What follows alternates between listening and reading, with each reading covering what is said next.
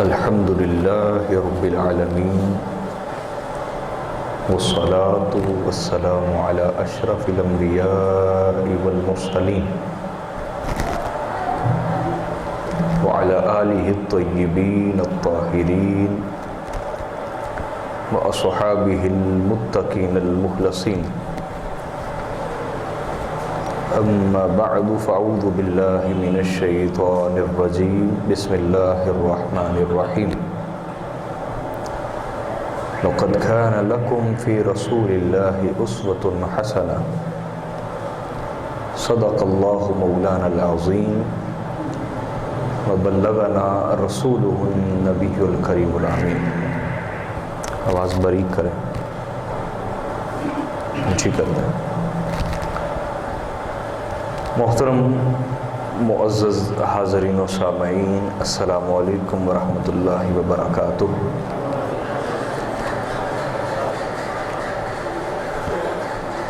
اللہ رب العزت کا عظیم احسان اور فضل ہے جس کی توفیق کے ہاتھ سے ہم سب ربیع الاول شریف کے پہلے جمعۃ المبارک میں اللہ کے گھر میں حاضر ہیں. پچھلے جمعہ ہم نے اعلان کیا تھا کہ انشاءاللہ تبارک و تعالی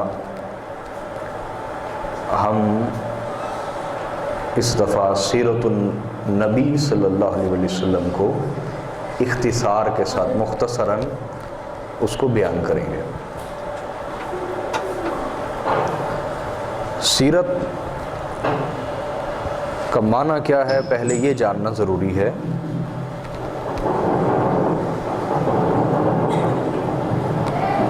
سیرت کسے کہتے ہیں، سیرت کا معنی کیا ہے؟ تو اس کا مفہومی جو معنی ہے وہ میں سمجھانے سے پہلے یہ بتا دوں کہ آپ قدیم کتابیں جب پڑھتے ہیں، پرانے علماء، تو جو قدیم علماء ہیں انہوں نے سیرت کا جو عنوان ہے اس میں نبی علیہ السلام کی جنگیں، غزوات، مغازی یہ بیان کی ہے. اور جو ان کے بعد علماء آئے ہیں انہوں نے سیرت میں نبی علیہ السلام کے آباء و اجداد کا تذکرہ اس کو بھی شامل کیا ہے. جس علاقے میں سرکار علیہ السلام رہتے ہیں اس کا محل وقوع، اس کے حالات، اس کی تاریخ، اس کو بھی شامل کیا ہے. پھر نبی علیہ السلام کے والدین، ان کا نکاح اور آپ کی ولادت سے لے کر حتی الوفات تک جتنے بھی درمیان میں واقعات ہیں، معجزات ہیں اور غزوات ہیں نبی علیہ السلام کی، سب کا سب بیان فرمایا اور اس کو سیرت قرار دیا ہے.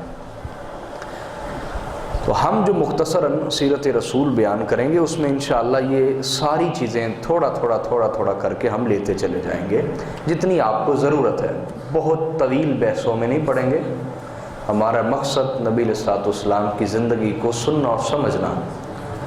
تو ایسے معاملات میں نہیں جائیں گے جن میں اختلاف ہے اور بہت طویل بحثوں میں نہیں جائیں گے.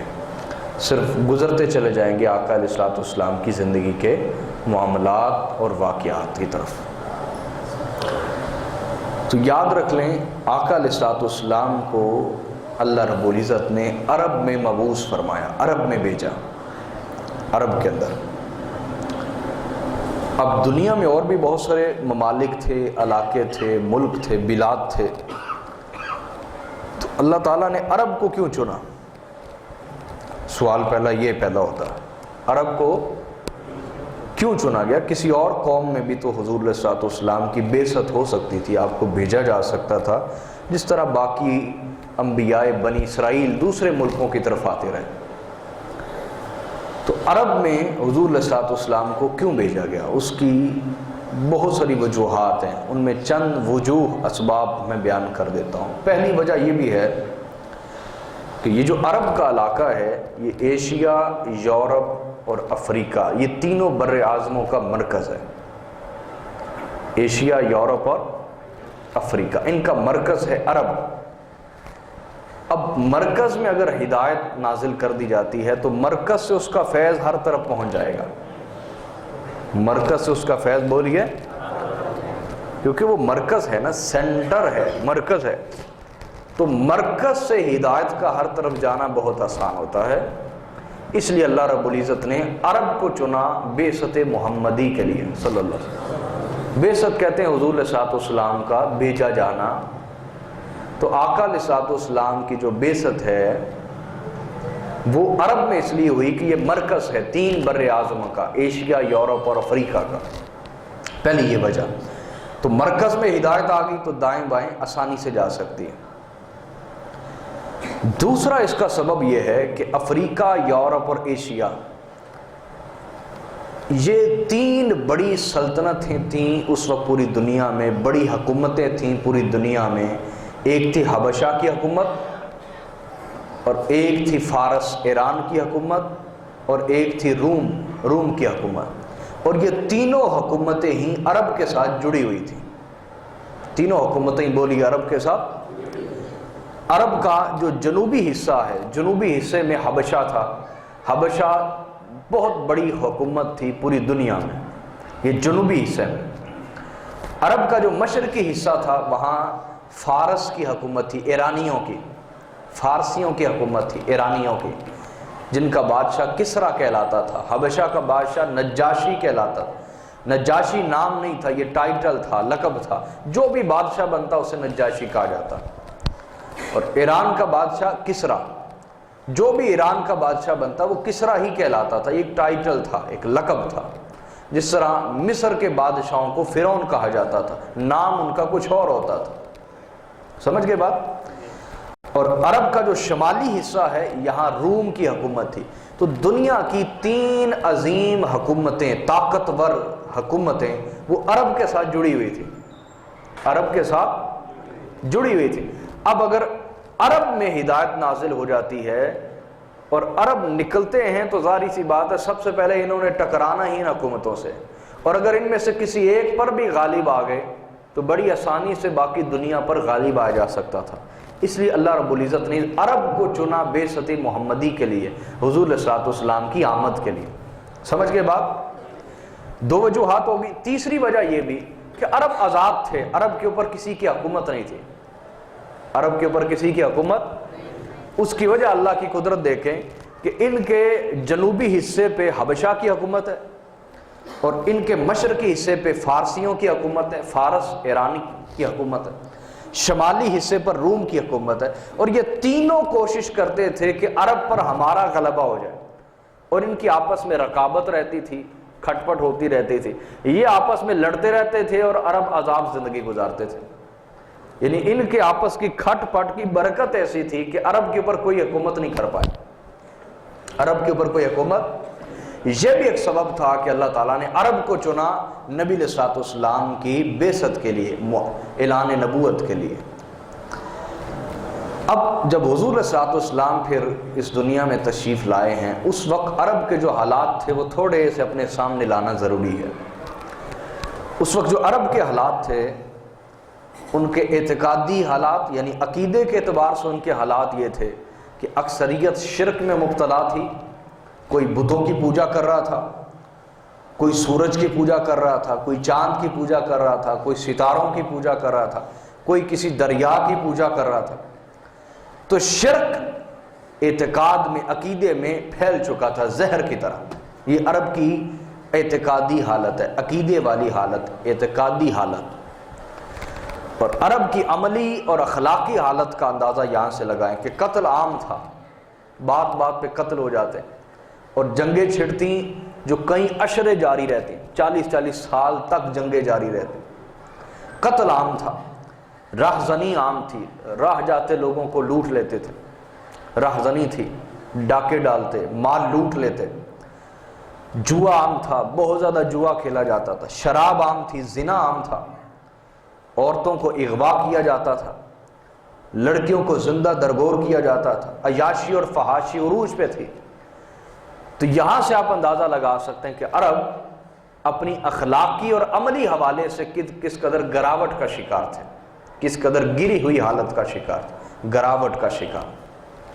لیکن پھر بھی اللہ نے اس قوم کو کیوں چنا؟ سوال یہ پیدا ہوتا ہے جب ان میں عقیدے کی اس درجے خرابی تھی، عملی طور پہ اس درجے کی خرابی تھی، اخلاقی طور پہ اس درجے کی خرابی تھی، پھر بھی اس قوم کو کیوں چنا گیا؟ ہاں، اس قوم میں کچھ ایسی خوبیاں تھیں جو دوسری قوموں میں نہیں تھیں. جو دوسری قوموں میں وہ کیا تھا؟ پہلی، یہ بہادر قوم تھی، بزدل قوم نہیں تھی. بہادر قوم تھی، لڑنا مرنا مارنا یہ ان کے لیے معمول کی بات تھی. بزدل نہیں تھے، جنگ جانتے تھے، لڑاکو لوگ تھے، جنگجو لوگ تھے، اسلحہ اٹھانا جانتے تھے، اسلحہ چلانا جانتے تھے، جان لینا جانتے تھے، جان دینا جانتے تھے. بہادر قوم تھی، بزدل نہیں تھے.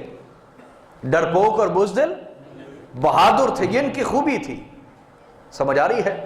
کوئی بھی آدمی 100% غلط یا 100% ٹھیک نہیں ہوتا سوائے نبی کے. تو ان میں یہ خوبی تھی، بہادر قوم تھی. دوسری ان میں خوبی یہ تھی کہ بڑے غیرت مند تھے. کیا؟ غیرت مند لوگ تھے. اپنی بہن، بیٹی، بیوی، عورت کی ناموس اور اس کی عزت کی حفاظت کرنا جانتے تھے. غیرت مند لوگ تھے. تیسری ان کی خوبی یہ تھی کہ مہمان نواز تھے. کیا تھے؟ بولیے. مہمان نواز. مہمان کے لیے سب کچھ پیش کر دینا ان کی فطرت میں تھا، طبیعت میں تھا.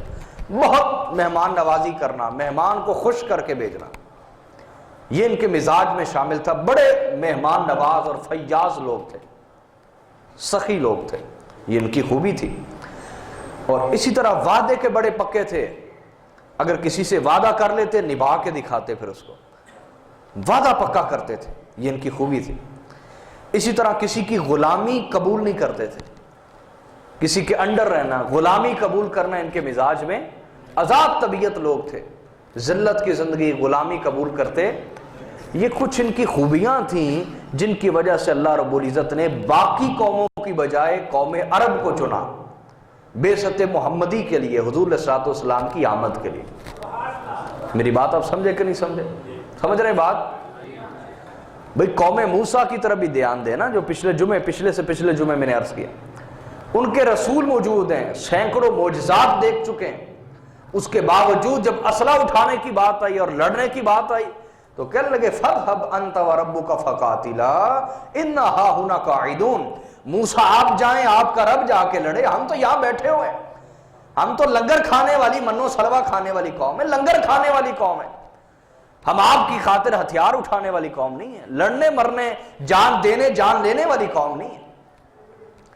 اور افسوس کے ساتھ اب بھی وہی قوم پیدا ہو رہی ہے، لنگر کھانے والی. ہم بھی، مسلمان لوگ بھی، کسی محفل، بہت بڑی محفل ہو، کسی بہترین عالم دین کو بلایا ہو اور اشتہار پہ لکھ دیں کوئی لنگر کا انتظام نہیں ہے، دیکھیں کتنے کو لوگ جاتے ہیں. تو آپ بھی قوم موسیٰ ہی پیدا کر رہے ہیں. کون سا؟ وہ قوم پیدا کر رہے ہیں جس کا تقاضا ہمارے دین کو تھا، جس کا تقاضا ہمارے نبی صلی اللہ علیہ وسلم کو تھا. وہ شجاعت، وہ بہادری، وہ دین کی خاطر قربانی، وہ صفات آج ہمارے اندر بھی تو نہیں رہی. حلوہ کھانے اور دال نان کھانے اور دلیم کھانے اور روٹیاں کھانے والی قوم بن رہے ہیں. ایسی قوم کا کوئی فائدہ نہیں دین کو. سمجھ آ رہی بات کی؟ تو ہمیں اپنی اصلاح کرنی چاہیے. تو یہ آپ کو میں نے حالات پیش کر دیے جن حالات میں نبی علیہ الصلوۃ والسلام عرب میں تشریف لائے. مختصراً اب عرب تھے کون؟ سوال یہ پیدا ہوتا ہے. تو یاد رکھ لیں عرب سارے کے سارے اسماعیل علیہ السلام کی اولاد ہے. حضرت اسماعیل علیہ السلام کی بولیے اولاد ہے. حضرت ابراہیم علیہ السلام نے 3 شادیاں کی تھی. کتنی؟ بولیے. پہلی شادی ہوئی حضرت سارہ سے، ان سے اللہ تعالیٰ نے بیٹا عطا فرمایا حضرت اسحاق علیہ السلام. ان کو آپ نے شام میں رکھا، ان سے ملک شام میں آپ کی نسل پھیلی پھولی، پوری بنی اسرائیل ادھر رہی شام. دوسری شادی ہوئی حضرت ہاجرہ سے. ان سے اللہ نے بیٹا عطا فرمایا حضرت اسماعیل علیہ السلام. ان کو آپ لے آئے مکہ، یہاں رکھا اور یہاں اللہ نے ان کی نسل میں برکت دی. آگے میں بات کروں گا اس پہ. تیسری شادی آپ نے کی مدین میں، جن کا نام تھا حضرت کتورہ. ان کی جو اولاد تھی ان کو آپ نے مدین میں رہنے دیا. اس طرح یہ جو بڑے علاقے تھے عرب، مکہ، اور شام اور مدین، اس میں نسل ابراہیمی خوب بڑی، خوب اللہ نے اس کو برکت دی. لیکن وہ ہمارا موضوع نہیں، ہم عرب پہ آ جاتے ہیں. تو عرب اسماعیل علیہ السلام کی اولاد ہے. حضرت اسماعیل علیہ السلام کو اللہ نے 12 بیٹے عطا فرمائے. کتنے بولی ہے؟ اور اتنی نسل میں برکت عطا فرمائی کہ تھوڑا سا بعد ہی سارے عرب میں حضرت اسماعیل علیہ السلام کی اولاد پھیل چکی تھی. یعنی جس کی شادی ہوتی وہ کوئی اور جگہ چن لیتا، وہ اور جگہ چن لیتا، وہاں اللہ ان کی نسل میں برکت دیتا. تو 12 بیٹے اسماعیل علیہ السلام کے، کن کے بولیے؟ اور ان میں اللہ نے بہت برکت عطا فرمائی. اب جن سے نسل رسول آگے آئی ہے ان میں حضرت اسماعیل علیہ السلام کے فرزند ہیں، بیٹے ہیں، جن کا نام ہے کیدار. کیا نام ہے؟ کیدار. باقی حضرت اسماعیل علیہ السلام کے بیٹے دور دراز علاقوں میں پھیل گئے. عرب سے مراد صرف مکہ نہیں ہے، یہ بات اپنے ذہن میں رکھنی ہے. عرب سے مراد صرف مکہ، مکہ تو ایک سٹی ہے نا، ایک شہر ہے. عرب پورا علاقہ ہے، اس کے اندر مکہ جیسے کئی شہر ہیں. تو اسماعیل علیہ السلام کی باقی جو نسل تھی وہ باقی شہروں میں پھیل گئی. اور یہ جو تھے کیدار، یہ اپنے والد گرامی کی جگہ جانشین مقرر ہوئے، سجادہ نشین مقرر ہوئے، اور انہوں نے وہی توحید کا پیغام آگے پہنچاتے رہے. کیدار اور اسماعیل علیہ السلام کے جانشین مقرر ہوئے، سجادہ نشین مقرر ہوئے، اور توحید کا پرچم آگے پھیلاتے رہے. ان کی نسل میں بھی اللہ نے بہت برکت دی. نسل چلتی رہی. کیدار کی نسل سے پیدا ہوئے عدنان. کون پیدا ہوئے بولیے؟ میرے آقا کی نسل بیان کر رہا ہوں، آپ ذوق کے ساتھ سنیں. تو حضرت عدنان آقا علیہ السلام کے جد ہیں، دادا عدنان. اللہ نے ان کو بہت شہرت عطا فرمائی، بہت زیادہ بولیے شہرت عطا فرمائی. عدنان کی اولاد سے اللہ تعالیٰ نے پھر آگے نسل چلتی رہی. آگے آئے قصی. کیا نام تھا ان کا؟ قصی. اللہ نے بیٹا دیا. بہت جاہ و جلال والے تھے، بہت عزت والے تھے، پورا عرب ان کا احترام کرتا تھا. جناب قصی. رات میرا خطاب تھا نسب رسول پر، یعنی حضور سے لے کر حضرت آدم تک جو آقا علیہ السلام کے باپ دادا ہیں ان کی شان پر. تو وہ میں نے قرآن، احادیث اور ائمہ اقوال سے، لیکن 2.25 گھنٹے کا خطاب ہے، بڑا تفصیلی اس پہ گفتگو ہوئی. میں وہ دہرا نہیں رہا، رپیٹ نہیں کر رہا، بس اشارہ دے کے گزر رہا ہوں. تو قصی بہت جاہ و جلال والے تھے. انہوں نے پہلی دفعہ مکہ میں، عرب میں ایک حکومت قائم کی، باقاعدہ ایک ریاست کا قیام کیا. 440 عیسوی، یعنی حضرت عیسیٰ علیہ السلام کی ولادت کے 440 سال بعد. سمجھ گئے بات؟ تو 440 عیسوی میں مکہ میں ایک عظیم حکومت کی بنیاد رکھی جناب قصی نے، اور ایک پارلیمنٹ بنائی جہاں پہ باقاعدہ اجلاس بلایا جاتا تھا، اور مکہ کے تمام معاملات، وہ سیاسی ہو، وہ انتظامی ہو، وہ مذہبی امور ہو، وہ کسی بھی طرح کے تجارتی معاملات ہو، تجارتی، مذہبی، ثقافتی، سیاسی، انتظامی، عسکری، فوجی، ہر حوالے سے جو معاملات، ان کے لیے ایک پارلیمنٹ ترتیب دی جناب قصی نے. اور اس پارلیمنٹ کا نام رکھا دار الندوہ. کیا نام رکھا بولیے؟ دار الندوہ اس کا نام رکھا حضرت قصی نے. اور ایک قومی پرچم بھی بنایا، جیسے پاکستان کا ایک پرچم ہے، بنگلہ دیش کا ایک پرچم ہے، قومی پرچم ہوتا ہے نا، پرچم بنایا قومی، اور اس کا نام رکھا لیوا. کیا نام رکھا بولیے؟ لیوا. اور مکہ میں آپ نے پھر ساری انتظامیہ کو 4 حصوں میں تقسیم کر دیا. کسی کو عسکری قیادت دے دی کہ یہ فوجی معاملہ سنبھالیں گے جی، کسی کو تجارتی معاملہ سونپ دیا، کسی کو ثقافتی اور مذہبی معاملہ سونپ دیا، کسی کو جو حج اور عمرہ کرنے والے آتے تھے ان کو پانی پلانا، ان کی خدمت کرنا، ان کی ضروریات کا خیال رکھنا، ان کو سیکیورٹی دینا، حفاظت دینا، اس کے اوپر معمور کر دیا. تو جناب قصی نے مکہ میں ایک بہترین ریاست کا انتظام کیا. یہ نبی علیہ السلام کے دادا حضرت قصی. بات سمجھ گئے آپ؟ بولیے. پھر اس کے بعد حضور علیہ السلام کے خاندان میں سے ایسے ایسے بزرگ آتے رہے جو اس طرح کے انقلابی کام کرتے رہے. اس طرح کے بولیے انقلابی کام کرتے رہے. یہ جو میں ساری معلومات آپ کو دے رہا ہوں اس کے لیے میں نے بنیاد بنائی ہے. میرے پاس کتاب ہے السیرۃ النبویہ لابن ہشام، امام ابن ہشام انصاری کی کتاب ہے. یہ امام ابن ہشام کی السیرۃ النبویہ، اس کو بنیاد بنایا ہے پیر محمد کرم شاہ لذری رحمۃ اللہ علیہ کی کتاب ہے ضیاء النبی، اس کو بنیاد بنایا ہے. اور سیرت مصطفیٰ عبد المصطفیٰ اعظمی رحمہ اللہ ان کی کتاب. تو یہ میں بے سند باتیں نہیں کر رہا بلکہ کتابوں سے کلیکٹ کر کے اکٹھا کر کے نچوڑ آپ کے سامنے پیش کر رہا ہوں. سمجھ گئے بات؟ تو آقا علیہ الصلوۃ والسلام کے آباء و اجداد میں ایسے بزرگ پھر آتے رہے جنہوں نے بڑے عظیم عظیم کام کیے. کئی ان میں رات میں نے بیان کیا، اس طرف نہیں جا رہا. مقصد حضور کی زندگی سے بات کو شروع کرنا ہے. اب آئیے نبی علیہ الصلوۃ والسلام کا نسب مبارک ہم بیان کرتے ہیں کہ حضور علیہ الصلوۃ والسلام کا نسب مبارک کیا ہے. سنیں، صحیح بخاری میں ہے حضور علیہ الصلوۃ والسلام نے خود اپنا نسب بیان کیا اور یوں فرمایا کہ میں محمد بن عبداللہ ہوں. یعنی حضور کے والد ان کا نام کیا ہے؟ عبداللہ. ان کے والد ان کا نام ہے عبد المطلب. کیا نام ہے؟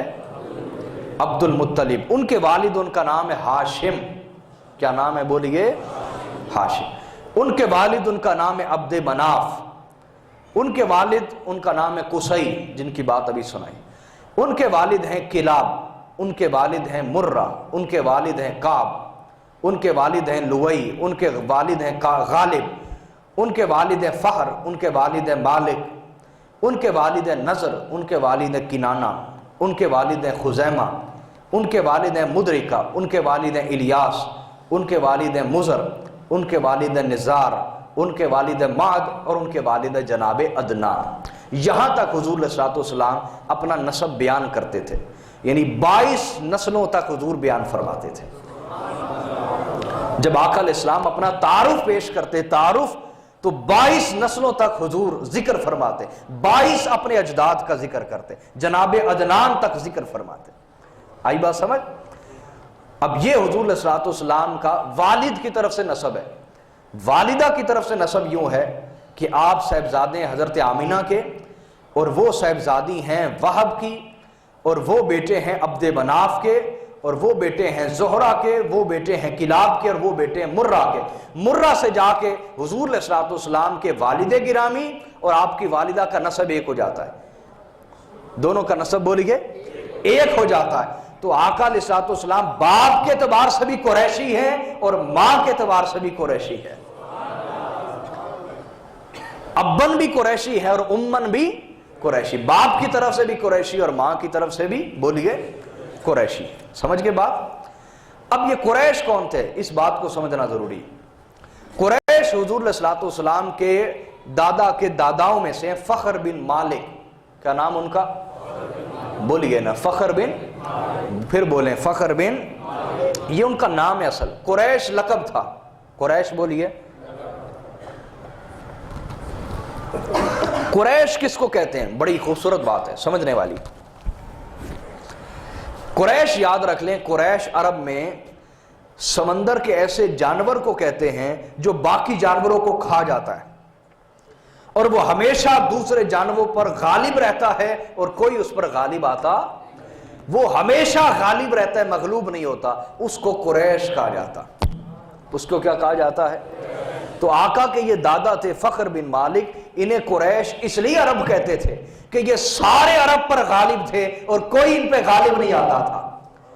تو ان کی شجاعت، ان کی بہادری، ان کی مذہبی جو شخصیت تھی ہر حوالے سے چونکہ سارے عرب پر غالب تھے اس لیے قریش عرب ان کو قریش کہنے لگے. کیا کہنے لگے؟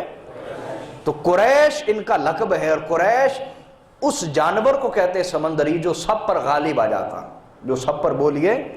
تو چونکہ یہ سارے عرب پر غالب تھے اس لیے عرب انہیں کیا کہنے لگ گئے؟ قریش. اب ان کی نسل میں سے جو بھی ہوا وہ قریشی کہلاتا تھا. وہ کیا کہلاتا تھا؟ قریشی کہلاتا تھا. یہ نبی علیہ الصلوۃ والسلام کے داداؤں میں سے دادا ہیں فخر بن مالک. اور آقا علیہ الصلوۃ والسلام جیسا کہ میں نے بتایا حضور کے والد بھی قریشی ہیں اور والدہ بھی. دونوں اعتبار سے حضور علیہ الصلوۃ والسلام قریشی ہیں. اب اسی طرح جو مشہور جو آقا علیہ السلام کے القاب ہیں نا، میں ان کی تفصیل کر رہا ہوں. یعنی آپ کو قریشی کہا جاتا ہے تو اس وجہ سے.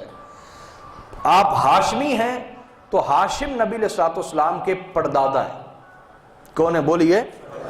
دادا کے والد حضرت ہاشم. ان کا اصل نام ہاشم نہیں ہے، ان کا اصل نام ہے عمر. کیا نام ہے؟ ایک بڑی علمی بات بتانے لگا ہوں. عمر لکھا جاتا ہے نا، عمر عین میم را. عمر لکھ لیا. عمر کے آگے اگر واو آ جائے تو یہ عمرو نہیں پڑھتے، یہ بڑے بڑے ایم اے پڑھے لوگ، بلکہ ایم اے اسلامیات پڑھے لوگ میں نے دیکھا غلط پڑھ رہے تھے، اس کو عمرو پڑھ رہے ہوتے، یہ غلط ہے۔ عمر کے آگے اگر واو آ جائے تو یہ بن جاتا ہے امر، اس کو کیا پڑھا جاتا ہے؟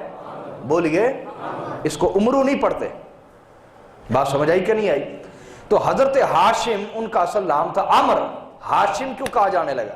اس لیے کہ بڑے فیاض اور سخی تھے، اور ایک دفعہ ایسا ہوا کہ پورے مکہ میں قحط آ گیا، بڑا شدید قحط آیا، لوگ دانے دانے کو ترس گئے، شدید ترین قحط آیا۔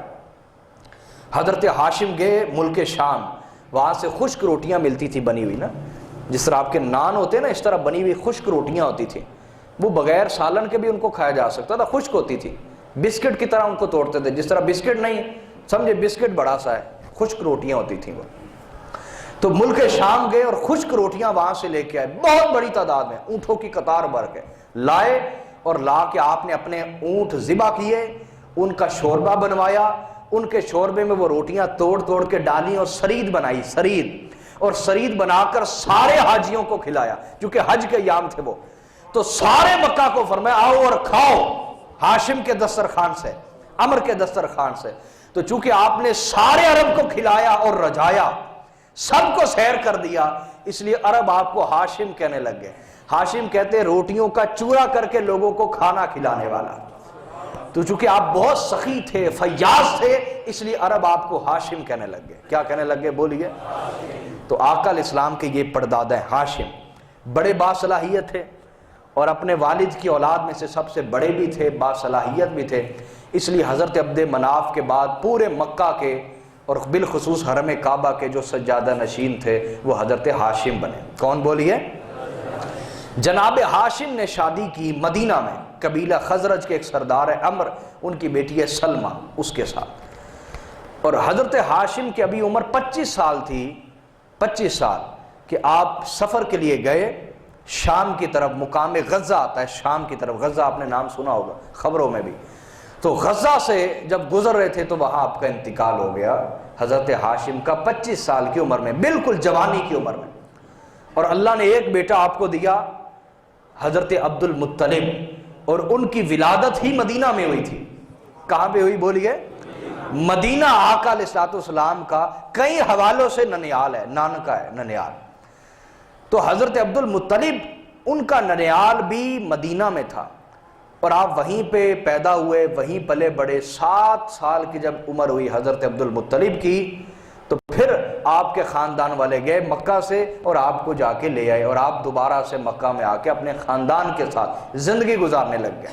اس طرح حضرت عبد المطلب کی زندگی کا آغاز ہوا۔ حضرت عبد المطلب کا بھی اصل نام عبد المطلب نہیں بلکہ شیبہ ہے۔ کیا ہے بولیے؟ بولیے نا، شیبہ۔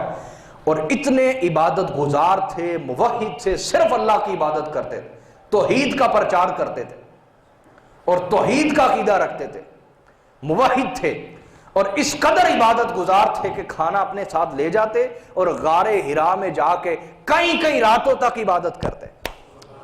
گویا آپ کو کچھ پتا چل گیا تھا کہ اس غار حرا میں کچھ ہونے والا ہے۔ غاریں تو مکہ میں اور بھی تھی، لیکن حضرت عبد المطلب ساری غاریں چھوڑ کر غار حرا میں جاتے تھے۔ انہیں پتا تھا کہ یہاں نور نبوت اترنے والا ہے، وہ نور نبوت جس کے طفیل اللہ پوری دنیا سے کفر اور شرک کے اندھیروں کو دور فرما دے گا۔ اس لیے مرحبا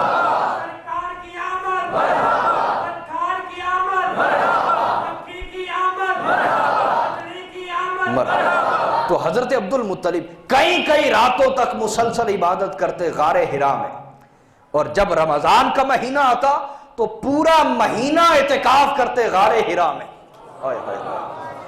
ابھی تک بات سمجھ نہیں آ رہی؟ گھر میں بھی اعتکاف کر سکتے تھے، کعبۃ اللہ میں اعتکاف کر سکتے تھے، مکہ کے سردار ہیں، لیکن وہ سب کچھ اٹھاتے اور سارا مہینہ رمضان کا اعتکاف کرتے غار حرا میں جا کر۔ انہیں معلوم تھا کہ یہی رمضان کا مہینہ ہوگا اور نور نبوت نازل ہوگا، اور وہی میرے پوتے کے اوپر نازل ہوگی، اور اس کے ذریعے سے ہر طرف ہدایت کا نور پھیل جائے گا۔ تو پورے رمضان اعتکاف کرتے حضرت عبد المطلب غار حرا میں، اور عالم یہ تھا کہ آپ کی پیشانی سے نور محمدی چمکتا تھا، بہت خوبصورت تھے، انتہا کے حسن و جمال والے تھے، اور اگر آپ کو پسینہ آتا تو پسینے سے بو نہیں آتی تھی، کستوری جیسی خوشبو آتی تھی۔ جس نبی کے وہ معجزات ہیں، جب ان کا نور اپنے آبا کے پشت میں تھا تو ان کے آبا سے بھی وہ کمالات ظاہر ہوتے تھے جو معجزات رسول سے ظاہر ہوتے تھے۔ تو پسینے سے خوشبو آتی حضرت عبد المطلب کے، کستوری جیسی خوشبو آتی، اور عرب ان سے اس قدر محبت کرتے تھے حضرت عبد المطلب سے کہ جب بھی عرب پر اور بالخصوص مکہ میں کوئی پریشانی آ جاتی، کسی گھر میں تکلیف آ جاتی، تو لوگ اپنے خاندان کو لیتے اور حضرت عبد المطلب کے پاس جاتے اور انہیں فرماتے ہمارے ساتھ چلیں، انہیں لے جا کر ایک پہاڑ پر کھڑے ہو جاتے اور کہتے اللہ ہم اس ہستی کے وسیلہ سے دعا کرتے ہیں ہماری پریشانی دور فرما دیں۔ اور سیرت نگاروں نے لکھا ہے کہ جب بھی حضرت عبد المطلب کے وسیلہ سے دعا کی جاتی اللہ ضرور دعا کو پورا فرماتا تھا، اس قدر عرب ان سے محبت کرتے۔ اور آپ کا عالم یہ تھا کہ توحید پر ہمیشہ ایمان رکھتے، توحید کا پرچار کرتے، اور لڑکیوں کو زندہ درگور کرنے سے منع کرتے، اور جو چوری کرتا اس کا ہاتھ کاٹ ڈالتے، اور شراب اور زنا کو منع کرتے، حرام قرار دیتے، اور اپنا دسترخوان ہمیشہ وسیع رکھتے، حتیٰ کہ آپ کھانے کے لیے الگ سے پرندوں کے لیے بھی کھانا بنا کے رکھتے تھے، اور آپ کے دسترخوان پر آ کر پرندے کھانا کھاتے تھے۔ اس لیے آپ کا ایک لقب مطعم الطیر بھی ہے، پرندوں کو کھانا کھلانے والا، پرندوں کو بولیے کھانا کھلانے والا۔ اور یہ آپ کے کمالات میں یہ بھی ہے کہ زمزم کا کنواں ختم ہو چکا تھا، دب گیا نیچے آ کے، پرانا واقعہ بڑا، اس طرف میں نہیں جا رہا۔ تو حضرت عبد المطلب کو خواب میں اشارہ کیا گیا کہ یہ مقام ہے، یہاں کنواں ہے جو آپ کے دادا حضرت اسماعیل علیہ السلام کے قدموں کی برکت سے جاری ہوا تھا۔ حضرت عبد المطلب اٹھے، اپنے بچوں کو لیا، کدالیں لیں اور کسی لی، کئی کسی کدالیں لی اور جا کے کھودنا شروع کر دی۔ لوگ کٹھے ہو گئے، آپ کیا کر رہے ہیں، آپ سردار ہیں، ہمیں دے دیں۔ فرمایا نہیں، مجھے کہا گیا میں ہی کروں گا، یہاں ایک امانت ہے اس کو نکالنا ہے۔ لوگ کہیں کہ یہ پتھریلی زمین یہاں کیا نکلنے والا ہے، کھودتے رہے کھودتے رہے، یہاں تک کہ نیچے سے زمزم کا کنواں اور چشمہ انہیں نظر آ گیا۔ فرمایا ہاں یہی وہ امانت ہے جس کی طرف اشارہ کیا گیا۔ تو آج جتنے بھی آب زمزم پینے والے ہیں انہیں یاد رکھنا چاہیے وہ رسول اللہ کے دادا کے لنگر کو پی رہے ہیں، حضرت عبد المطلب کا جاری کردہ لنگر، اس سے فیض یاب ہو رہے ہیں۔ سارا آب زمزم حضرت عبد المطلب کا لنگر ہے۔ آئی بات سمجھ کے نہیں؟ اور نبی علیہ الصلوۃ والسلام کی پیدائش میں جب 55 دن رہ گئے، ولادت میں کتنے بولیے 55 دن وقت ہو گیا، آگے کور کرنا تھا، تو ابرہا کا واقعہ پیش آیا جو ہاتھی لے کے آیا اور اس نے حرم کعبہ کو گرانا چاہا۔ کیوں گرانا چاہا؟ کیا دشمنی تھی اسے؟ کیوں ایسا کرنا چاہتا تھا؟ اور پھر اس کے ساتھ کیا ہوا؟ اور آگے تمام واقعات انشاءاللہ سیرت کے اگلے جمعے ہم بیان کریں گے۔ آپ سے گزارش ہے وقت پہ تشریف لایا کریں تاکہ زیادہ سے زیادہ مستفید ہو سکے۔ والسلام علیکم ورحمۃ اللہ۔